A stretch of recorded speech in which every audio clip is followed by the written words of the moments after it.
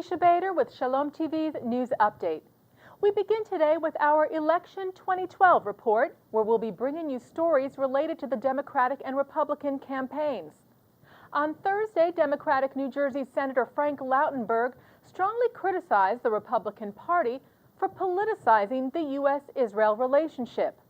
Republicans are distorting the state of U.S.-Israel relations for political gain and sending the wrong signal to the rest of the world. When you listen to the Republicans, especially their presidential candidate, Mitt Romney, discuss Israel, reality is often replaced with distortion and fantasy.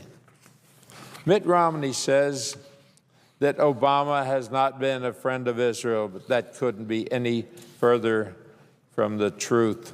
Lautenberg made the comments addressing the Senate Thursday, responding to Governor Mitt Romney's recent trip to Israel and various recent comments from Romney, including that he would do the opposite of President Obama when it comes to Israel. Israel has issued a warning to all of its citizens to not travel to the Sinai Peninsula, and for all Israelis who are currently there to return to Israel immediately.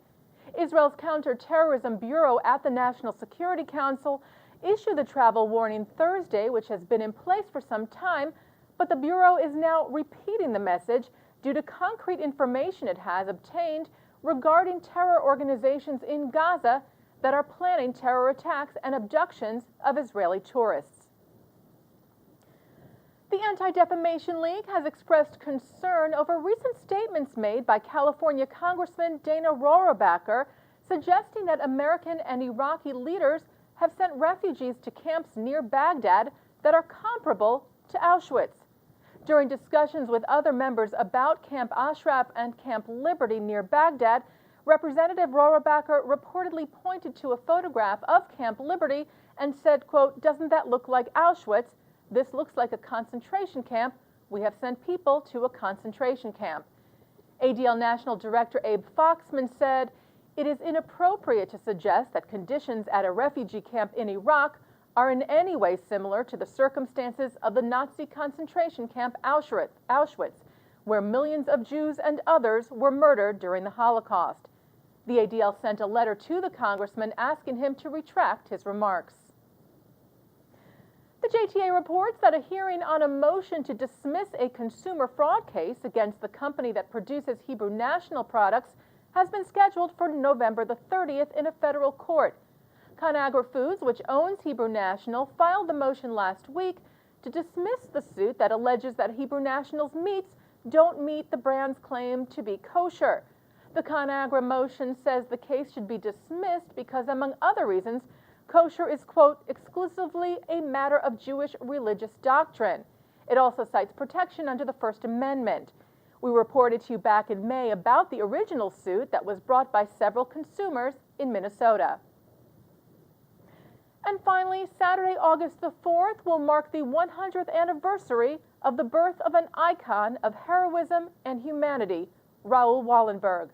Wallenberg was born August the 4th, 1912 in Sweden, and is recognized as righteous among the nations, the honor bestowed by Yad Vashem and the State of Israel upon non-Jews who rescued Jews during the Holocaust. While serving as Sweden's special envoy in Budapest in 1944, Wallenberg, along with others, is credited with saving up to as many as 100,000 lives. One of those lives saved was Rabbi Yosef Friedlander, also known as the Liska Rebbe. Liska is the village in Hungary where he came from. The rabbi's grandson, Ezra Friedlander, told Shalom TV that a synagogue is going to be built by the Liska Hasidic Court in Borough Park, Brooklyn, in everlasting appreciation to Wallenberg. Friedlander said this is the first time in history that a synagogue will be dedicated in honor of a non-Jew and in memory of Raoul Wallenberg. Last month, President Obama signed a bill into law bestowing the Congressional Medal of Freedom to Wallenberg and recorded this video message in the spring in honor of the centennial. All these years later, we still remember Raoul Wallenberg as he was, a young man in his early 30s who earned his place forever in the righteous among the nations. In all the years to come, let us, like him, find the same courage in ourselves to do all we can do and strive as nations and as individuals to be among the righteous. And that's Shalom TV's News Update. I'm Teisha Bader.